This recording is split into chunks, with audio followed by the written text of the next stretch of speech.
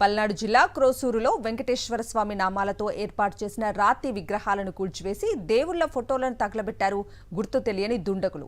అర్ధరాత్రి సమయంలో జరిగిన ఈ సంఘటనతో ఆందోళనకు దిగారు స్థానికులు. తమ మనోభావాలను దెబ్బతీసే విధంగా దేవాలయాల్లో జరుగుతున్న ఇటువంటి దాడులను అరికట్టేలా చర్యలు తీసుకుని దాడికి పాల్పడిన వారిని గుర్తించి కఠినంగా శిక్షించాలని హిందూ సంఘాల ఆధ్వర్యంలో ప్రధాన రహదారిపై రాస్తారోకో నిర్వహించారు స్థానికులు.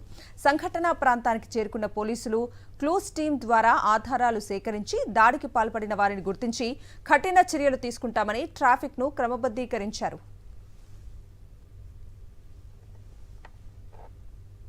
పల్నాడు జిల్లా క్రోసూరులో వెంకటేశ్వర స్వామి నామాలతో ఏర్పాటు చేసిన రాతి విగ్రహాలను కూల్చివేసి దేవుళ్ల ఫోటోలను తగలబెట్టారు గుర్తు తెలియని దుండగులు. అర్ధరాత్రి సమయంలో జరిగిన ఈ సంఘటనతో ఆందోళనకు దిగారు స్థానికులు.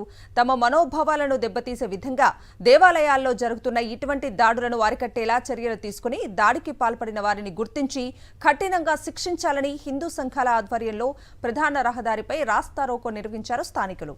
సంఘటనా ప్రాంతానికి చేరుకున్న పోలీసులు క్లూస్ టీం ద్వారా ఆధారాలు సేకరించి దాడికి పాల్పడిన వారిని గుర్తించి కఠిన చర్యలు తీసుకుంటామని ట్రాఫిక్ను క్రమబద్ధీకరించారు.